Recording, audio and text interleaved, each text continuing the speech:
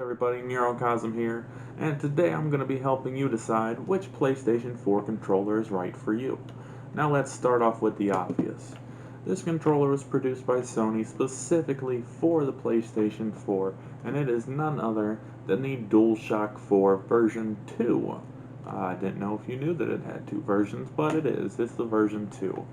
Now, this controller is equipped with 6-axis motion sensing, which is a 3-axis accelerometer and a 3-axis gyroscope, so it knows how it's moving and how fast it is moving. Um, on top here we have our LED light bar, which is picked up with our VR camera. I don't know if you guys knew that, to understand where the controller is. So, keep that in mind. LED bar at the top, the VR camera knows where it is.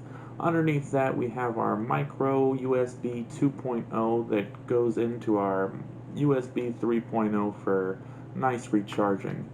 And inside, we are equipped with a 3.7 volt 1000 mAh rechargeable battery.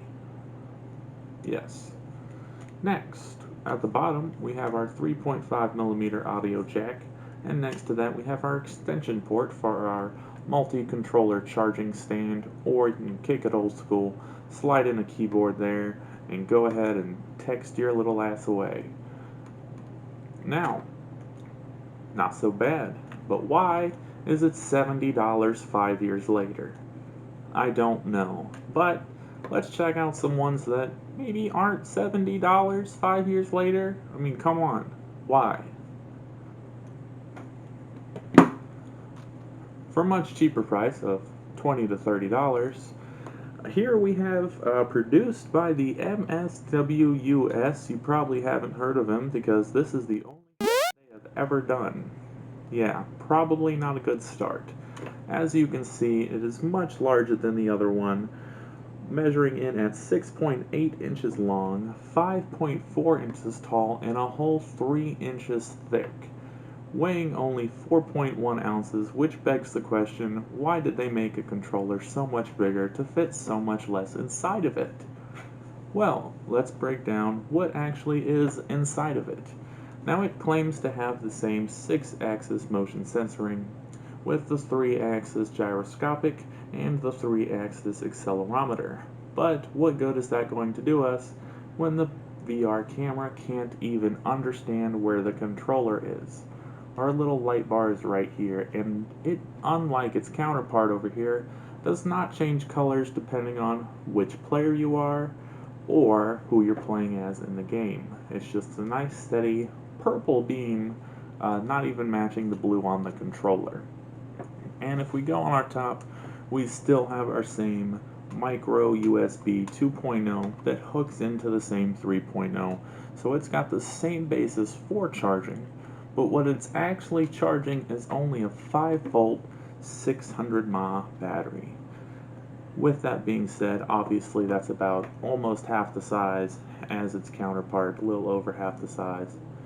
It lasts anywhere from 2 to 4 hours, while its counterpart about 4 to 8. Neither one of them a whole whopping let's sit here and actually have a game session without keeping it plugged in. However, 8 hours sounds a little bit better than 4 to me.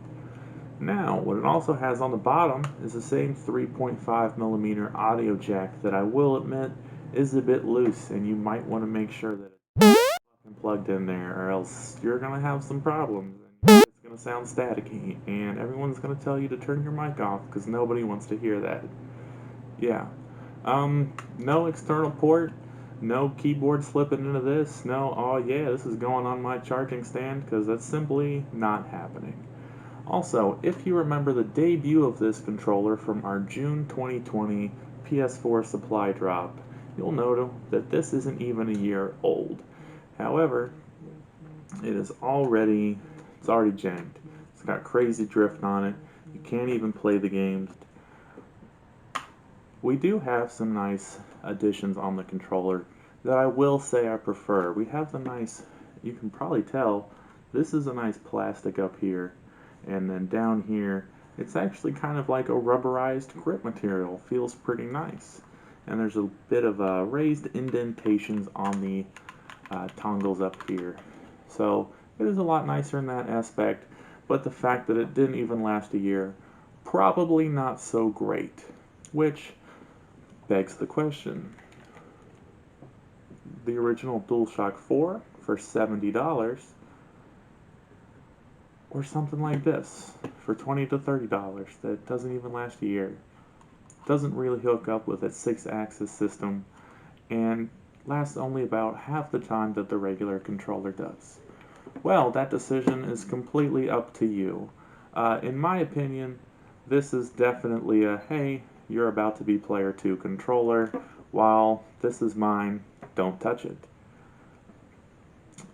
Again, that's just my opinion. There are a lot of other types. So if you are looking for a DualShock 4 controller, but you don't want to have some stuff that's not going to work out great, but you also don't want to spend the $70, here's a couple things to look for.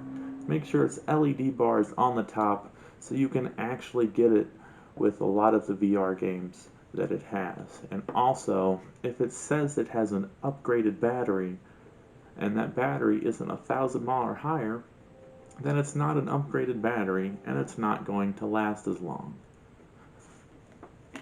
That's about it for this video. Let me know down in the comments or hit me up on Twitter if you do want to see the Xbox 360 Pro versus the Xbox Elite and see how that little teardown and breakthrough goes. Enjoy your day. Hope you enjoyed the video. This has been Neurocosm. Have a lovely day.